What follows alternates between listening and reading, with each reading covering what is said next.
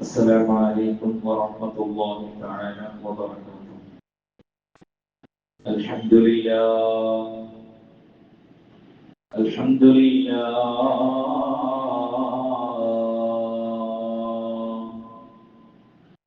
نحمده ونستعينه ونؤمن به ونتوكل عليه ونعوذ بالله من شرور أنفسنا ومن سيئات أعمالنا. من يهده الله فلا مضل له ومن يضلله فلا هادي له. ونشهد أن لا إله إلا الله وحده لا شريك له. ونشهد أن سيدنا محمدا عبده ورسوله أرسله بالهدى ودين الحق ليظهره على الدين كله ولو كره المشركون. وصلى الله على سيدنا محمد وعلى آله وصحبه أجمعين. رب اشرح لي صدري ويسر لي أمري واحلل عقدة من لساني يفقهوا قولي. وما توفيقي إلا بالله عليه توكلت وإليه أنيب. أعوذ بالله من الشيطان الرجيم. بسم الله الرحمن الرحيم. قل يا عبادي الذين آمنوا اتقوا ربكم للذين أحسنوا في هذه الدنيا حسنة وأرض الله واسعة إنما يوفى الصابرون أجرهم بغير حساب. صدق الله العلي العظيم. صدق وبلغ رسوله النبي الكريم. ونحن على ذلك من الشاكرين من الشاهدين والحمد لله رب العالمين. إلهي لست للفردوس أهلا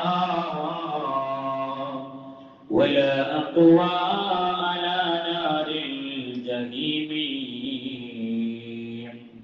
فهب لي توبة واغفر ذنوبي فإنك غافر الذنب العظيم.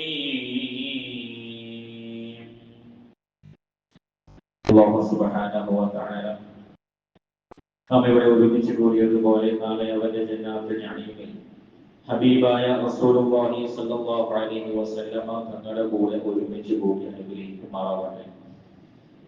നാം അറിഞ്ഞും അറിയാതെയും പരസ്യമായും രഹസ്യമായും ചെയ്തുപോയ ധാരാളം പാപങ്ങൾ അല്ലാഹു സുബ്ഹാനഹു വ തആല പുറത്തു നിന്ന് അനുഗ്രഹിക്കുമാറാവട്ടെ.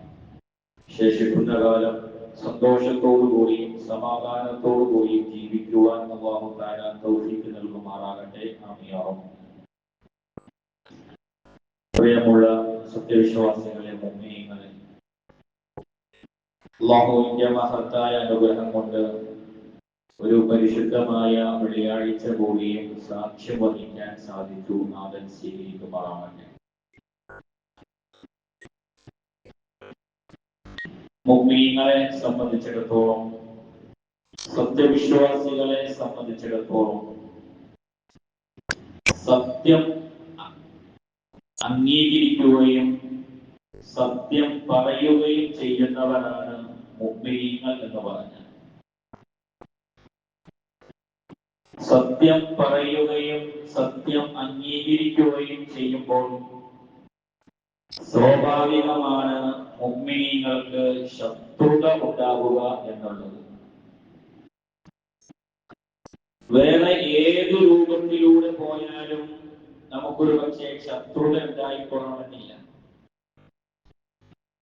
സത്യം അംഗീകരിക്കുകയും അത് പറയുകയും ചെയ്തു കഴിയുമ്പോൾ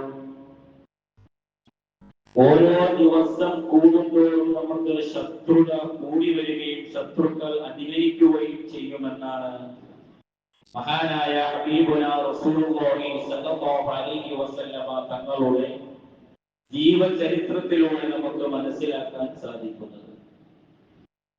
അതുകൊണ്ട് തന്നെ ഈ ലോകത്തേക്ക് വന്ന 1,24,000 വരുന്ന അംബിയ മുർസലീങ്ങളും വലിയ ശത്രുത നേരിട്ടവരായിരുന്നു എന്ന് അവരുടെ ജീവിതം പരിശോധിച്ചാൽ നമുക്ക് മനസ്സിലാക്കാൻ സാധിക്കും. ആ ശത്രുതയുടെ ഫലമായി പല പ്രവാചകന്മാരും പല നബിമാരും സ്വന്തം പിറന്ന നാട് വിട്ട് ഹിജ്റ പോകേണ്ട അവസ്ഥയിൽ വരെ എത്തിയിട്ടുണ്ട് എന്നുള്ളതാണ് ഓരോ പ്രവാചകന്മാരുടെയും ചരിത്രം പരിശോധിച്ചാൽ നമുക്ക് മനസ്സിലാകുന്നത്. സത്യത്തിന്റെ മേൽ നിലകൊണ്ട എല്ലാവർക്കും വിശ്വാസ സംരക്ഷണത്തിനു വേണ്ടി, ആ വിശ്വാസം നിലനിർത്തുന്നതിനു വേണ്ടിയും സ്വന്തം ജീവൻ നിലനിർത്താനും സ്വന്തം നാട് വിട്ട് പാലായനം ചെയ്യേണ്ടി വന്ന ചരിത്രങ്ങൾ ധാരാളമാണ്. മഹാനായ ഇബ്രാഹിം നബി അലൈഹിസ്സലാത്തു വസ്സലാമിന്റെ ജീവിതം ഒന്ന് പരിശോധിച്ചു നോക്കൂ. മഹാനായ മൂസാ നബി അലൈഹിസ്സലാത്തു വസ്സലാമിന്റെ ജീവിതം ഒന്ന് പരിശോധിച്ചു നോക്കൂ. ഓരോ പ്രവാചകന്മാരുടെയും ജീവിതങ്ങൾ പരിശോധിച്ചു നോക്കിയാൽ ഒന്നില്ലെങ്കിൽ സ്വന്തം നാട്ടുകാര് പുറത്താക്കുന്നു, അല്ലെങ്കിൽ സ്വന്തം കുടുംബം പുറത്താക്കുന്നു. ഏതെങ്കിലും ഒന്ന് സംഭവിച്ചിട്ടുണ്ടാവും. ഇബ്രാഹിം നബി അലൈഹിസ്സലാത്തു വസ്സലാമിന് സ്വന്തം ആശയം, സ്വന്തം ജീവൻ, സ്വന്തം ദീൻ നിലനിർത്തുന്നതിനു വേണ്ടി ഇറാഖിൽ നിന്ന് ഫലസ്തീനിലേക്ക് ഹിജ്റ പോകേണ്ടി വന്നിട്ടുണ്ട് മഹാനായ ഇബ്രാഹിം നബി അലൈഹിസ്സലാം. മഹാനായ മൂസാ നബി അലൈഹിസ്സലാത്തു വസ്സലാമിന്റെ ജീവിതം എടുത്ത് പരിശോധിച്ചു നോക്കൂ. മിസ്രിൽ നിന്ന് മദീനയിലേക്ക് മഹാനായ മൂസാ നബി അലൈഹിസ്സലാത്തു വസ്സലാമിനും ഹിജ്റ പോകേണ്ടി വന്നിട്ടുണ്ട്. ഇങ്ങനെ പ്രവാചക പരമ്പരകളെടുത്ത് പരിശോധിച്ചു നോക്കിയാൽ ഹബീബായ റസൂലുള്ളാഹി സ്വല്ലല്ലാഹു അലൈഹി വസല്ലമ തങ്ങളുടെ ഹബീബായ തങ്ങളുടെ ജീവിതത്തിലും ഹബീബായ റസൂലുള്ളാഹി സ്വല്ലല്ലാഹു അലൈഹി വസല്ലമ തങ്ങൾക്കും മക്കയിൽ നിന്നും മദീനയിലേക്ക് ഹിജ്റ പോകേണ്ടി വന്നിട്ടുണ്ട്. ഇതെല്ലാം നടത്തിയിരിക്കുന്നത് അവർ വിശ്വസിക്കുന്ന, അവർ നിലകൊള്ളുന്ന ആ സത്യത്തിന്റെ മേൽ നിലനിന്നതുകൊണ്ടാണ്. എല്ലാ പ്രവാചകന്മാർക്കും അവർ ഏതൊരു സത്യത്തിന്റെ മേലാണോ നിലകൊണ്ടിട്ടുള്ളത് ആ സത്യം അവർ ഉറച്ചു പറയുകയും പൊതു സമൂഹത്തിൽ അത് നടപ്പിലാക്കുകയും ചെയ്തപ്പോൾ അവർക്ക് ഹിജ്റ പോകേണ്ടി വന്നിട്ടുണ്ട്. എന്നാൽ പരിശുദ്ധമായ ഖുർആൻ അവരെ കുറിച്ച് പറയുന്നുണ്ട്. ഈ ഹിജ്റ പോകേണ്ടി വന്ന സ്വന്തം നാടും വീടും സ്വത്തും മുതലുകളെല്ലാം ഉപേക്ഷിച്ചുകൊണ്ട് അന്യനാടുകളിലേക്ക് കുടിയേറി പാർത്തിരിക്കുന്ന ആളുകളുണ്ടല്ലോ, അവരെ സംബന്ധിച്ച് പരിശുദ്ധമായ ഖുർആൻ പറയുകയാണ്, ഖുൽ യാ ഇബാദില്ലദീന ആമനൂ ഇത്തഖൂ റബ്ബക്കും. അല്ലയോ അല്ലാഹുവിന്റെ വിശ്വസനീയമായ അടിമകളെ, ഇത്തഖൂ റബ്ബക്കും, നിങ്ങൾ അല്ലാഹുവിനെ സൂക്ഷിക്കണേ, അല്ലാഹുവിന്റെ മേൽ നിങ്ങൾ ബലമേൽപ്പിക്കണേ. ഇല്ലദീന അഹ്സനൂ ഫീ ഹാദിഹി ദുനിയാ ഹസനാ, നിങ്ങൾക്ക് അല്ലാഹു സുബ്ഹാനഹു വ തആല ഈ ദുനിയാവുണ്ടല്ലോ, ഈ ദുനിയാവിൽ അല്ലാഹു നിങ്ങൾക്ക് ഭംഗിയാക്കി തന്നിട്ടുണ്ട്, നന്നാക്കി തന്നിട്ടുണ്ട്. വഅർദുല്ലാഹി വാസിഅ, ഈ ഭൂമിയെ നിങ്ങൾക്ക് അല്ലാഹു വിശാലമാക്കി തന്നിട്ടുണ്ട്. ഇന്നമാ യുവഫ്ഫസാബിറൂന അജ്റഹും ബിഗൈരി ഹിസാബ്. പക്ഷേ നിങ്ങൾ ഉണ്ടാക്കിയ മുതലുകളുണ്ടല്ലോ, നിങ്ങൾ പിറന്നു വീണ നാടുകളുണ്ടല്ലോ, നിങ്ങൾക്ക് ഏറ്റവും ഇഷ്ടമുള്ള, നിങ്ങൾ ജീവിക്കാൻ കൊതിച്ചു പോകുന്ന നിങ്ങളുടെ സ്വന്തം നാടുണ്ടല്ലോ, ആ നാട് വിട്ട് നിങ്ങൾക്ക് പോകേണ്ടി വന്നിട്ടുണ്ടെങ്കിൽ നിങ്ങൾക്ക് അല്ലാഹു തആല ഓഫർ ചെയ്യുന്നത് നിങ്ങൾ ക്ഷമാശീലരായി മാറണേ, അജ്റഹും ബിഗൈരി ഹിസാബ്. എന്നാൽ നിങ്ങൾക്ക് അല്ലാഹു നൽകുന്ന പ്രതിഫലം എത്രയാണെന്ന് അറിയുമോ? അജ്റഹും ബിഗൈരി ഹിസാബ്. അത് നിങ്ങൾക്ക് കണ്ണും കണക്കുമില്ലാതെ കയ്യും കണക്കുമില്ലാതെ അല്ലാഹു സുബ്ഹാനഹു വ തആല നിങ്ങൾക്ക് അതിന് പ്രതിഫലം നൽകുന്നതാ. സ്വയം ജനിച്ച നാട്ടിൽ നിന്ന് പുറത്തു പോകേണ്ടി വന്ന ആളുകളെ കുറിച്ചാണ് അല്ലാഹു സുബ്ഹാനഹു വ തആല പരിശുദ്ധമായ ഖുർആനിലൂടെ പറഞ്ഞത്. നിങ്ങൾക്ക് അല്ലാഹു നൽകുന്നത് നിങ്ങൾ പോലും വിചാരിക്കാത്ത പ്രതിഫലമാണ്. ഹിസാബ്. വെറും സ്വർഗം നൽകാം എന്നല്ല അല്ലാഹു പറഞ്ഞത്. അവിടെ സ്വർഗങ്ങൾ നമുക്ക് നൽകാം എന്ന് അല്ലാഹു പറഞ്ഞാൽ മതി. പക്ഷെ അല്ലാഹു അവിടെ പറഞ്ഞത് ഹിസാബ്. നിങ്ങളുടെ ബുദ്ധി കൊണ്ട് ചിന്തിച്ചാൽ മനസ്സിലാക്കാൻ പറ്റാത്ത അത്രയും പ്രതിഫലമാണ് സ്വന്തം നാട് വിട്ട് പുറത്തു പോകേണ്ടി വന്ന ആളുകൾക്ക് അല്ലാഹു നൽകുന്നത്. ഇത് അവർക്കൊരു മഹത്വം. സ്വന്തം നാട് വിട്ട് പുറത്തേക്ക് പോകേണ്ടി വന്ന ആളുകൾ അവിടെ പ്രയാസപ്പെടണ്ട. നിങ്ങൾ ഉണ്ടാക്കിയ സ്വത്തും മുതലും സമ്പത്തും എല്ലാം ആ നാട്ടിൽ ഉപേക്ഷിച്ചു പോകേണ്ടി വന്നിട്ടുണ്ട്, എല്ലാം ശരിയാണ്. പക്ഷെ നിങ്ങൾ അത് ക്ഷമിച്ചതിന്റെ പേരിൽ അല്ലാഹു നിങ്ങൾക്ക് നൽകുന്നത് വലിയ പ്രതിഫലമാണെന്ന് പരിശുദ്ധമായ ഖുർആനിൽ അല്ലാഹു സുബ്ഹാനഹു വ തആല പറയുന്നു. ഇതാണ് ചരിത്രം.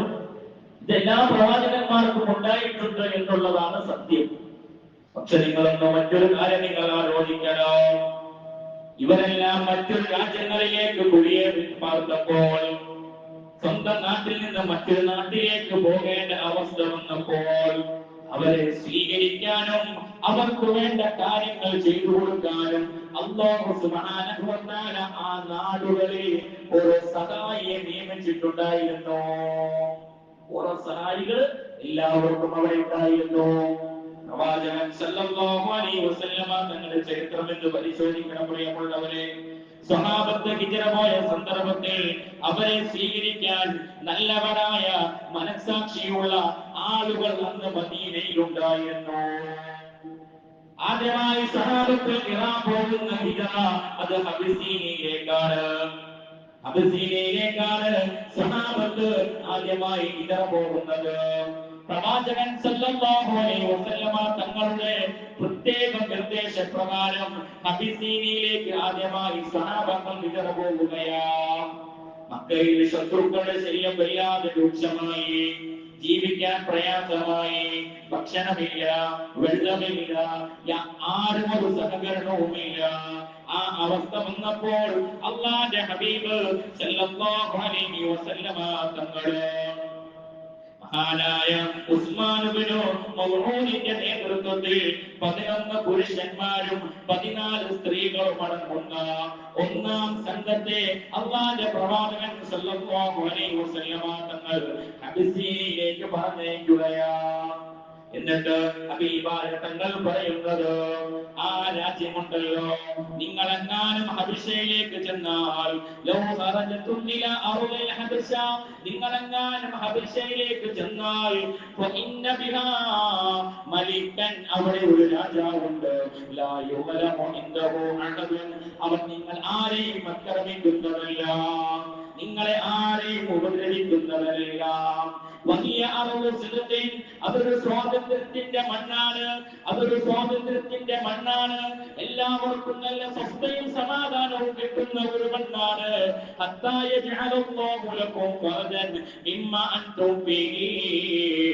നിങ്ങൾക്ക് അവിടെ അല്ലാഹു തആല സമാധാനം നൽകുന്നതാണ്.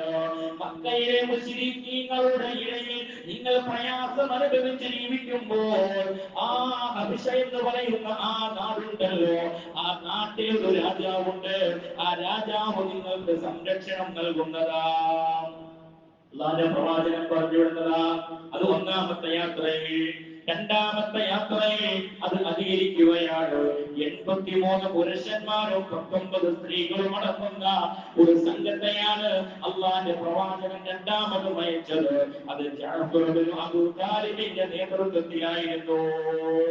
ഇതൊക്കെയാണ് ആദ്യത്തെ ഹിജ്റ. സ്വന്തം നാട്ടിൽ നിൽക്കാൻ പറ്റാതെ വരുമ്പോൾ അടുത്ത നാടുകളിലേക്ക് പോവാൻ. പക്ഷെ അവരെയൊക്കെ സ്വീകരിക്കാൻ എന്ന മദീനയിൽ നല്ല ആളുകൾ ഉണ്ടായിരുന്നു എന്നുള്ളതാണ്. മഹാനായ ഉമ്മു സലമ റളിയല്ലാഹു തആല അൻഹ പറയുന്നുണ്ട്, അവർ ഹബശയിൽ താമസിക്കുന്ന ആ കാലഘട്ടത്തെ കുറിച്ച്, ലമ്മാ നസൽന അർദുൽ ഹബശ, ഞങ്ങൾ ഹബശയിൽ താമസമാക്കിയ സന്ദർഭം, ജാവറനാ ബിഹാ ഖൈറ ജാരിൻ നജ്ജാശി, നജ്ജാശി എന്ന് പറയുന്ന ഒരു സഹോദരനായിരുന്നു, ഒരു രാജാവായിരുന്നു ഞങ്ങളെ സംരക്ഷണം ഏറ്റെടുത്തത്. അമിന്ന അലാ ദീന, ഞങ്ങളുടെ ദീന് ഞങ്ങൾക്ക് വിശ്വസിക്കാനും ഞങ്ങളെ ഇബാദത്തുകൾ ചെയ്യുവാനും ആ നജ്ജാശി രാജാവ് ഞങ്ങൾക്ക് സൗകര്യം ഏർപ്പെടുത്തി തന്നു. വഅബ്ദുനല്ലാഹു തആല ലാ നുഅദി വലാ നസ്മഉ ശൈഅൻ നക്റഹു, ഞങ്ങളെ ആക്രമിക്കാനോ ഞങ്ങളെ പ്രയാസപ്പെടുത്താനോ ഞങ്ങൾ ആരാധിക്കുന്ന അല്ലാഹുവിന്റെ മേൽ ഞങ്ങളെ മാറ്റി നിർത്താനോ ആ നജ്ജാശി രാജാവ് മുതിർന്നില്ല. എന്ന് പറഞ്ഞാൽ മക്കയിൽ ഞങ്ങൾ താമസിക്കുന്നതിനേക്കാളും ഞങ്ങൾക്ക് ഏറ്റവും സംരക്ഷണം ഹബശയിൽ കിട്ടിയെന്ന് മഹദിയായ ഉമ്മു സലമ റളിയല്ലാഹു തആല അൻഹ നമ്മളോട് പറയുന്നുണ്ട്. നോക്കൂ നിങ്ങൾ, ഈ ഹബശയിൽ മക്കയിൽ നിന്ന് പോയ സഹാബത്തിനെയും കൂട്ടരെയും ആക്രമിക്കാൻ, അവരെ അവിടെ നിന്ന് തുരത്താൻ മക്കയിലെ മുശ്രിക്കുകൾ ഒരു ഇടനാഴിയിലൂടെ ഒരു സന്ദർഭം നോക്കുന്നുണ്ട്. ആരും അറിയാതെ മക്കയിൽ നിന്ന് അവരെന്തായാലും ഹബശയിലേക്ക് പോയി. ഈ ഹബശയിലും അവരെ സ്വസ്ഥമായിട്ട് താമസിക്കാൻ സമ്മതിക്കാതെ അവിടെ ഈ പ്രശ്നമുണ്ടാക്കാൻ ഈ മുശ്രിക്കുകൾ ശ്രമിക്കുന്ന ഒരു സന്ദർഭമുണ്ട്. നിങ്ങളൊന്ന് നോക്കണേ. ഈ രാജാവിന്റെ അടുക്കൽ ചെന്നുകൊണ്ട് ഈ രാജാവിന്റെ അടുക്കലേക്ക് അംറു ഇബ്നു ആസ് എന്ന് പറയുന്ന വ്യക്തിയെ പറഞ്ഞയക്കുകയാണ്. ധാരാളം സമ്പത്തുകൾ നൽകിക്കൊണ്ട് നജ്ജാശി രാജാവിനെ ഒന്ന് കൂട്ടത്തിലാക്കാൻ ധാരാളം സമ്പത്തുകളും മുതലുകളും സമ്മാനങ്ങളും നൽകിക്കൊണ്ട് നജ്ജാശി രാജാവിന്റെ അരികിലേക്ക് ആളുകളെ അയക്കുകയാ. അവിടെ ചെന്നുകൊണ്ട് പറയുകയാ, ഇന്ന ഹാദാ വല്ലദീ ജാഅ ബിഹി ഈസാ ലിയഖ്റുജു മിൻ മിസ്ഖാത്തിൻ വാഹിദാ. അവിടെ ചെന്നുകൊണ്ട് അവർ പറയുന്നുണ്ട്, ഈ വന്നിരിക്കുന്ന ആളുകളുണ്ടല്ലോ ഈസാ നബിയെ വിശ്വസിക്കാത്തവരാണ്, ഈസാ നബിയെ അല്ലാഹുവായി കാണാത്തവരാണ്, ഈസാ നബിയെ ഒരു പ്രവാചകനായി മാത്രം കാണുന്നവരാണ്. അതുകൊണ്ട് നിങ്ങൾ അവരെ അവിടെ നിന്ന് പുറത്താക്കണമെന്ന് നജ്ജാശി രാജാവിനോട് പറയുന്ന സന്ദർഭം അവിടുത്തെ നജ്ജാശി രാജാവ് പറയുകയാ, ഇൻ ഹാദാ വല്ലദീ ജാഅ ബിഹി ഈസാ ലിയഖ്റുജു മിൻ മിസ്ഖാത്തിൻ വാഹിദാ. നിങ്ങൾ പറയുന്നത് തെറ്റാണ്. ആ പ്രവാചകനും ആ സ്വഹാബാക്കളും വിശ്വസിക്കുന്ന ഈസയുണ്ടല്ലോ, ആ ഈസയും ആ പറയുന്ന പ്രവാചകനും മിൻ മിസ്ഖാത്തിൻ വാഹിദ, അവരെല്ലാവരും ഒരു ബിന്ദുവിൽ നിന്ന്, ഒരു പൊത്തിൽ നിന്ന് വന്നതാണ്. ആ ഈസാ നബിയും മുഹമ്മദ് സല്ലല്ലാഹു അലൈഹി വസല്ലം തങ്ങളും ഒറ്റ പൊത്തിൽ നിന്ന് വന്നതാണ്, ഒറ്റ അല്ലാഹുവിൽ നിന്നുള്ള പ്രവാചകനാണ് എന്ന് ഞാൻ മനസ്സിലാക്കുകയാണ്. അതുകൊണ്ട് നിങ്ങൾ നിങ്ങൾ ഇവിടുന്ന് പോയിക്കൊള്ളുക, വലാ വല്ലാഹി ലാ അസ്ലമഹും ഇലൈകുമാ വലാ യകാദൂൻ. ഞങ്ങൾ അവരെ ആക്രമിക്കാൻ ശ്രമിക്കില്ല. ആ മക്കയിൽ നിന്ന് വന്ന അഭയാർത്ഥികളെ ഞങ്ങൾ ഉപദ്രവിക്കില്ല. അവർക്ക് പൂർണ്ണമായ സംരക്ഷണം ഞങ്ങൾ നൽകുമെന്ന് ആ ഹബശയിലെ നജ്ജാശി രാജാവ് ആ ആളുകളോട് പറഞ്ഞു വിടുകയാണ്. ഞാൻ പറഞ്ഞു വന്നത്, എല്ലാ കാലത്തും ഹിജ്റ സംഭവിച്ചിട്ടുണ്ട്, എല്ലാ പ്രവാചകന്മാർക്കും ഹിജ്റ സംഭവിച്ചിട്ടുണ്ട്. പക്ഷെ എന്റെ പ്രിയമുള്ളവരെ, നിങ്ങളൊന്ന് നോക്കണേ, അവർക്കെല്ലാവർക്കും ഒരു സംരക്ഷണം അല്ലാഹു തആല അവർ ചെല്ലുന്ന നാട്ടിൽ ഒരുക്കിയിട്ടുണ്ട്. പക്ഷെ നിങ്ങളൊന്ന് ആലോചിച്ചു നോക്കണേ, ഇന്ന് നമ്മുടെ ഫലസ്തീനിലെ പ്രിയപ്പെട്ട സഹോദരന്മാർ അനുഭവിക്കുന്നത് എത്രയോ വലിയ കൊടിയ പീഡനമാണ്. അവർക്ക് പോകാൻ ഒരു സ്ഥലമില്ല, കയറി കിടക്കാൻ ഒരു വീടില്ല, ഒരു രാജ്യങ്ങളും അവർ സ്വീകരിക്കുന്നില്ല, സഹായം എത്തിക്കേണ്ട അറബ് രാഷ്ട്രങ്ങൾ ചെയ്യുന്നു. അവരുടെ കാര്യത്തിൽ യാതൊരു ശ്രദ്ധയും പുലർത്തുന്നില്ല. വല്ലാത്തൊരു സങ്കടം നിറഞ്ഞ പ്രയാസമാണ്. അതുകൊണ്ടല്ലേ ഫലസ്തീനിലെ കവി മഹ്മൂദ് പർവേസ് തന്റെ കവിതയിലൂടെ നമുക്ക് പറഞ്ഞു തരികയാ, നാട് കടത്തിയാലും ഞങ്ങൾ ഇവിടുന്ന് പോവില്ല, വെടിയുണ്ടകൾക്ക് ഞങ്ങളുടെ വഴികൾ തുളയ്ക്കാൻ വീഴ്ത്താൻ കഴിയില്ല. നാട് കടത്തിയാലും ഞങ്ങൾ ഇവിടുന്ന് പോകില്ല. ഫലസ്തീനിലെ കവി ഇങ്ങനെ പാടുക, അവരുടെ ഭാഷയിലാണ് പാടുന്നത്.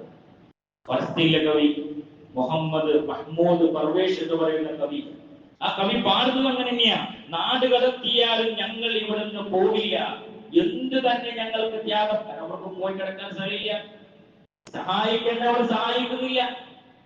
അതുകൊണ്ടാണല്ലോ ഹബീബായ റസൂലുള്ളാഹി സ്വല്ലല്ലാഹു അലൈഹി വസല്ലമ തങ്ങൾ പറഞ്ഞത്, അവസാന കാലഘട്ടം വരുമ്പോൾ ഉമ്മത്ത് മുഹമ്മദ് സ്വല്ലല്ലാഹു അലൈഹി വസല്ലമ തങ്ങൾ ആ ഉമ്മത്തിനെ സഹായിക്കേണ്ട ആളുകൾ ഒരു കാരണവശാലും അവർക്ക് സഹായം എത്തിക്കില്ല എന്ന് പറഞ്ഞത്.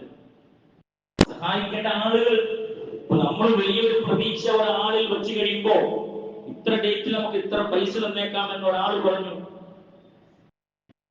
ആ ഡേറ്റ് എത്തിയപ്പോ രാവിലെ നമ്മൾ അയാളുടെ അടുക്കൽ ചെല്ലുമ്പോ അയാൾ പറയാം, എനിക്കിപ്പോ നിങ്ങളെ സഹായിക്കാൻ കഴിയില്ലാട്ടോ എന്ന് പറഞ്ഞാൽ നമ്മുടെ ഒരു മാനസിക അവസ്ഥ എന്തായിരിക്കും?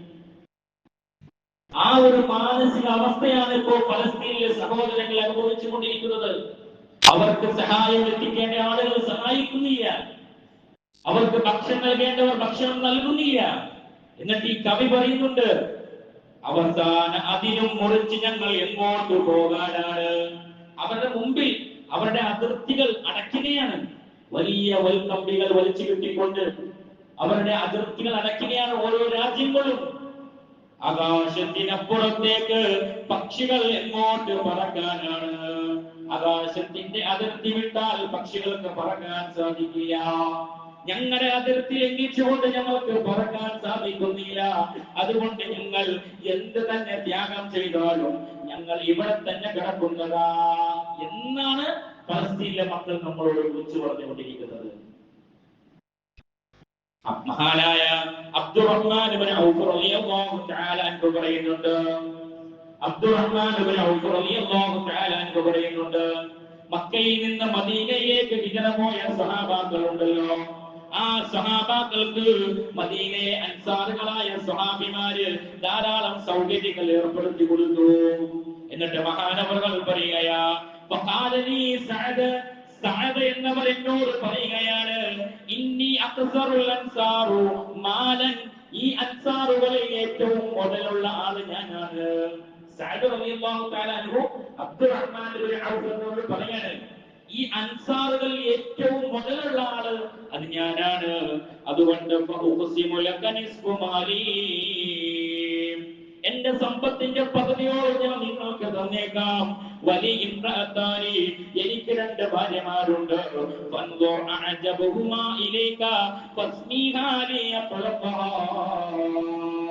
എന്റെ രണ്ട് ഭാര്യമാരിൽ നിങ്ങൾ ഒന്ന് നോക്കുക, നിങ്ങൾക്ക് ആരെയാണോ ഏറ്റവും ഇഷ്ടപ്പെട്ടത് അതിൽ ഒരു ഭാര്യയെ ഞാൻ തലാഖ് ചെയ്ത് നിങ്ങൾക്ക് തന്നേക്കാം. അൻസാറുകൾ പറഞ്ഞതാണ്. മക്കയിൽ നിന്ന് മദീനയിലേക്ക് വന്ന അബ്ദുറഹ്മാൻ ഇബ്നു ഔഫ് റളിയല്ലാഹു തആല അൻഹുവിനോട് മഹാനായ സഅദ് റളിയല്ലാഹു തആല അൻഹു പറയാണ്, ഇത്രയും സന്ദർഭങ്ങൾ നിങ്ങൾക്ക് ഞാൻ ഒരുക്കി തരികയാ. അവിടുന്ന് മഹാനായ അബ്ദുറഹ്മാൻ ഇബ്നു ഔഫ് റളിയല്ലാഹു തആല അൻഹു പറഞ്ഞ മറുപടി, വബാറകല്ലാഹു ലക ഫീ അഹ്ലിക വമാലിക, നിന്റെ സമ്പത്തിലും നിന്റെ ഭാര്യമാരിലും നിന്റെ കുടുംബത്തിലും അല്ലാഹു ബറക്കത്ത് ചെയ്യട്ടെ. ലാ ഹാജതനി ഫീ ദാലിക, എനിക്കതൊന്നും ആവശ്യമില്ല. എനിക്ക് നിന്റെ സമ്പത്ത് വേണ്ട, എനിക്ക് നിന്റെ ഭാര്യമാരെ വേണ്ട, എനിക്ക് നിന്റെ അധികാരം വേണ്ട. മറിച്ച് എനിക്ക് ആവശ്യമുള്ളത് ഈ മദീന പട്ടണത്തില് കച്ചവടം ചെയ്യാൻ പറ്റുന്ന ഒരു സ്ഥലം നീ എനിക്കൊന്ന് കാണിച്ചു തരണേ. ആ കച്ചവടം ചെയ്തുകൊണ്ട് ഞാൻ സമ്പന്നനായിക്കോളാം, സമ്പത്തുണ്ടാക്കിക്കോളാം എന്ന് മഹാനായ അബ്ദുറഹ്മാൻ ഇബ്നു ഔഫ് റളിയല്ലാഹു തആല അൻഹു മറുപടി പറയുകയാ. അവിടെ ഒരു സഹായത്തിന് ആളുണ്ട്. മക്ക വിട്ടു പോയാലും എന്തും കൊടുക്കാൻ തയ്യാറായ അൻസാറുകൾ ഉണ്ടായിരുന്നു. എല്ലാ പ്രവാചകന്മാർക്കും അങ്ങനെ ഒരു സഹായികൾ ഉണ്ടായിരുന്നു. പക്ഷേ നമ്മുടെ പലസ്തീനിൽ ഇന്ന് അനുഭവിക്കുന്ന പ്രയാസം എത്രയോ 1500 വർഷങ്ങൾക്ക് മുമ്പ് സംഭവിച്ച ആ ചരിത്രത്തോട് ചേർത്ത് വെക്കേണ്ട സംഭവങ്ങളായി മാറുകയാണ്. ബ്രിട്ടന്റെ അധീനത്തിലായിരുന്ന പലസ്തീനെ അന്ന് ബ്രിട്ടൻ മോചിപ്പിച്ചു കൊടുക്കുന്ന സമയത്ത് അവർ ചെയ്തതാണ് ജൂതരാഷ്ട്രം നിർമ്മിച്ചു കൊടുക്കുക എന്നുള്ള ഒരു തന്ത്രം. 1948 ബ്രിട്ടന്റെ അധീനത്തിൽ നിന്ന് സ്വതന്ത്രമായി എന്ന് പറയുന്ന പലസ്തീൻ അന്ന് അവിടെ ഇസ്രായേലിലെ ജൂതരാഷ്ട്രത്തെ അവരുടെ സഹായത്തോടു കൂടെയാണ് അന്ന് പലസ്തീനിൽ സ്ഥാപിക്കുന്നത്. ആ ഒരു അവസ്ഥയിലേക്കാണ് ഇന്ന് പോകുന്നത്. അന്ന് 7.5 ലക്ഷത്തോളം വരുന്ന പലസ്തീനികൾ അഭയാർത്ഥികളായി പല രാജ്യങ്ങൾ, ജോർദാൻ അടക്കമുള്ള പല രാജ്യങ്ങളിലേക്കും കുടിയേറി പാർത്തിട്ടുണ്ട്. ആ അവസ്ഥയിലേക്കാണ് ഇന്ന് ഈ 2025 ആഗതമായപ്പോൾ ആ പലസ്തീനികൾ അനുഭവിക്കുന്നത്. അന്നേ മുതൽ അവർക്ക് സ്വസ്ഥതയില്ല, സമാധാനമില്ല. പക്ഷെ ഇപ്പോൾ അതിലും വലിയ ദുരന്തത്തിലേക്ക് അവർ പോകുന്നു എന്നുള്ളതാണ് നമ്മുടെ കണ്ണിൽ കാണുന്നത്. വലിയ പ്രതിസന്ധിയിലൂടെയാണ് ആ പാവപ്പെട്ട ജനത മുന്നോട്ട് കൊണ്ടുപോകുന്നത്. പക്ഷേ കഴിഞ്ഞ ദിവസം കൂടിയ UN കൂടിയ അവരുടെ ആ സമ്മേളനത്തിൽ ഈ ജൂതരാഷ്ട്രത്തെ സ്ഥാപിക്കാൻ വേണ്ടി അന്ന് കൈയെടുത്ത ബ്രിട്ടൻ വരെയും അവരെ കൈയൊഴിഞ്ഞു എന്നുള്ളതാണ് വാർത്താ മാധ്യമങ്ങളോട് നമുക്ക് അറിയാൻ സാധിക്കുന്നത്. ലോകരാഷ്ട്രങ്ങൾ മൊത്തം തള്ളിയിട്ടുണ്ട്. 10 രാജ്യങ്ങൾ മാത്രമാണ് സ്വതന്ത്ര പലസ്തീനെ പ്രതികൂലമായി വോട്ട് ചെയ്തിട്ടുള്ളൂ. അങ്ങനെ ഒരു രാജ്യം വേണ്ട എന്ന്. ബാക്കി എല്ലാ രാജ്യങ്ങളും അങ്ങനെയൊക്കെ ആണെങ്കിലും മറുവശത്ത് നെതന്യാഹുവിന്റെ നേതൃത്വത്തിലുള്ള സൈന്യം വലിയ പ്രക്ഷോഭങ്ങൾ പിന്നെയും അഴിച്ചുവിടുകയാണ്. 1000-ഓളം വരുന്ന ആളുകളാണ് ഓരോ ദിവസവും കൊല ചെയ്യപ്പെടുന്നത്. നമ്മുടെ സഹോദരങ്ങളാണ്. നമ്മളൊക്കെ വലിയ സന്തോഷവും വലിയ ആഹ്ലാദവും ഒക്കെ ആണെങ്കിലും നമ്മുടെ ഉമ്മത്ത് മുഹമ്മദ് സല്ലല്ലാഹു അലൈഹി വസല്ലമാണ് അവരെ പ്രയാസം അനുഭവിക്കുന്നത് എന്ന് നമുക്ക് മനസ്സിലാക്കണം. അവർക്ക് വേണ്ടി എപ്പോഴും ദുആ ചെയ്യണം, എപ്പോഴും അവർക്ക് വേണ്ടി പ്രാർത്ഥിക്കണം. അതാണ് നമുക്ക് ചെയ്യാൻ സാധിക്കുകയുള്ളൂ. നമ്മളെ സംബന്ധിച്ച് നമുക്ക് ചെയ്യാൻ സാധിക്കുന്നത് അത് തന്നെയാണ്. എല്ലാ സത്യത്തിന്റെ കൂടെ നിന്ന എല്ലാ ആളുകളെയും എല്ലാ കാലഘട്ടത്തിലും അടിച്ചമർത്തിയപ്പോൾ അവർക്കെല്ലാം ഒരു വലിയ പ്രതീക്ഷയുണ്ടായിരുന്നു. അങ്ങനെയാണല്ലോ പ്രവാചകൻ സല്ലല്ലാഹു അലൈഹി വസല്ലമ തങ്ങളെ മക്കയിൽ നിന്ന് പുറത്താക്കിയപ്പോൾ, ജീവിക്കാൻ സമ്മതിക്കാതെ വന്നപ്പോൾ പല സഹാബാക്കളും അന്ന് ഉമറിനെ പോലെ റളിയല്ലാഹു അൻഹും ആ സഹാബാക്കള് അന്ന് ചാടി ഇറങ്ങിയപ്പോഴും ഹബീബായ റസൂലുള്ളാഹി സല്ലല്ലാഹു അലൈഹി വസല്ലമ തങ്ങൾ പറഞ്ഞത് ഒരു വിജയം വരാനുണ്ട്. ഏത് ശത്രുവാണെങ്കിലും അതിന്റെ കഠിനമായ നിഷ്ഠൂരതയ്ക്ക് ഒരു അവസാനം അല്ലാഹു തആല കൊണ്ടുവരും. അത് തന്നെയാണ് നമ്മുടെ ഈ പ്രതീക്ഷ. പലസ്തീനികൾ സന്തോഷിക്കാതെ, ഗസ്സ ചിരിക്കാതെ ഖിയാമത്ത് നാളെ സംഭവിക്കില്ല എന്നുള്ളത് അല്ലാഹു സുബ്ഹാനഹു വ തആല നമുക്ക് നൽകിയ ഒരു വാഗ്ദാനമാണ്. പരിശുദ്ധമായ ഖുർആനിൽ അല്ലാഹു തആല പറയുന്നുണ്ട്, ഖുൽ മൻ കാന ഫിൽ വലാലതി, അക്രമം കാണിക്കുന്ന ആളുകളോട് നബിയെ അങ്ങൊന്ന് പറഞ്ഞു കൊടുക്കണം, ഫൽയംദുദു ലഹു റഹ്മാനു മദ്ദ, അവർ അല്ലാഹു തആല ഇങ്ങനെ നീട്ടിവിടും. അവരെ അക്രമങ്ങൾ അല്ലാഹു തആല ഇങ്ങനെ നോക്കിക്കാണും. അവർ എത്രമാത്രം അക്രമണത്തിലേക്ക് ജനങ്ങളെ കൊണ്ടുപോകുമെന്ന് കാണും. ഹത്താ ഇദാ റഔ മാ യുഅദൂന, അങ്ങനെ അവർ അവസാനം അല്ലാഹു തആല അവർക്ക് വാഗ്ദാനം ചെയ്ത ആ അദാബ് ഉണ്ടല്ലോ, ഇമ്മൽ അദാബ വ ഇമ്മ സഅത, ഒരുപക്ഷേ അത് അദാബായിരിക്കാം, ഒരുപക്ഷേ അത് ഖിയാമത്ത് നാൾ ഒരു അവസാനമായിരിക്കാം. എന്നിരുന്നാലും അവർ അത് കാണുക തന്നെ ചെയ്യും.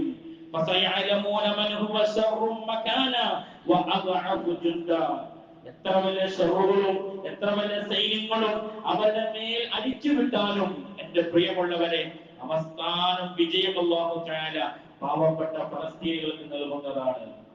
കഴിഞ്ഞ ദിവസം പലസ്തീനിൽ നിന്നുള്ള ഒരു മാധ്യമ റിപ്പോർട്ട് വന്നത് ഇസ്രായേൽ സൈന്യങ്ങൾ അധികം ആളുകളും ആത്മഹത്യ ചെയ്യുന്നു എന്നുള്ളതാണ്.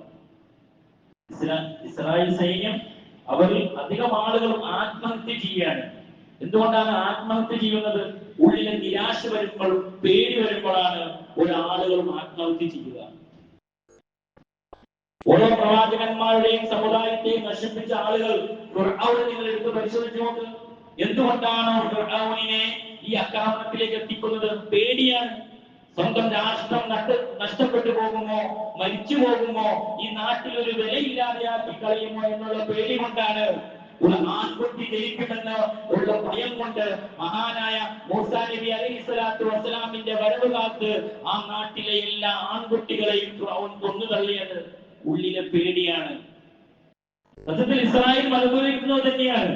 അവരെ ബോംബിടുകയും പാവങ്ങളൊക്കെ കൊല്ലുകയും ചെയ്ത് കാണുമ്പോഴും ഈ പാവങ്ങൾ പൊരുതി നിൽക്കുന്നത് കാണുമ്പോൾ അവരുടെ ഉള്ളിൽ ഒരു ഭയമുണ്ട്. ഇതിലെവിടെയെങ്കിലും സത്യമുണ്ടാകുമോ? ഇവർ തിരിച്ചു വരുമോ? അതാണ് ചെറിയ കുട്ടികൾ വരെയും ആക്രമിച്ച് കൊന്നു തള്ളിവിടുന്നത്. പക്ഷെ അല്ലാഹുവിന്റെ വാഗ്ദാനം അത് തീർച്ചയായിട്ടും പുലരുക തന്നെ ചെയ്യും. അല്ലാഹു അത് എത്രയും പെട്ടെന്ന് സഫലീകരിച്ചു കൊടുക്കുമാറാകട്ടെ. അവന്റെ ഗായിബായ സഹായം അല്ലാഹു തആല ഫലസ്തീനിലെ പ്രിയപ്പെട്ട സഹോദരങ്ങൾക്ക് അല്ലാഹു നൽകുമാറാകട്ടെ. അവർ അനുഭവിക്കുന്ന പ്രയാസങ്ങൾക്കും ബുദ്ധിമുട്ടുകൾക്കും പകരം അല്ലാഹു തആല നാളെ സ്വർഗ്ഗത്തിൽ ഉന്നതമായ പദവി അല്ലാഹു നൽകുമാറാകട്ടെ. എന്റെ പ്രിയമുള്ള സഹോദരങ്ങളെ, സഹോദരിമാരെ, നിങ്ങളുടെ ദുആകളിൽ എപ്പോഴും ഫലസ്തീനികളെ ഉൾപ്പെടുത്തണം. ഏതു ദുആയിലും, പ്രത്യേകിച്ച് ഒറ്റക്കുള്ള ദുആയിലൊക്കെ എപ്പോഴും അവർക്ക് വേണ്ടി ദുആ ചെയ്യണം. നമ്മുടെ സഹോദരങ്ങളാണ്, ഉമ്മത്ത് മുഹമ്മദ് സല്ലല്ലാഹു അലൈഹി വസല്ലമ തങ്ങളാണ് എന്നുള്ള ചിന്ത വേണം. ഏത് ആഘോഷങ്ങൾ കടന്നു വരുമ്പോഴും, എത്ര വലിയ ആഘോഷങ്ങൾ നമ്മൾ കടന്നു പോകുമ്പോഴും നമ്മുടെ സഹോദരങ്ങൾ അവരുടെ പ്രയാസം അനുഭവിക്കുന്നുണ്ട് എന്നുള്ള ചിന്ത നമ്മുടെ മനസ്സിലേക്ക് വരണം. അല്ലാഹു സുബ്ഹാനഹു വ തആല രക്ഷയും സമാധാനവും നൽകി അല്ലാഹു അനുഗ്രഹിക്കുമാറാകട്ടെ. ആമീൻ യാ റബ്ബൽ ആലമീൻ.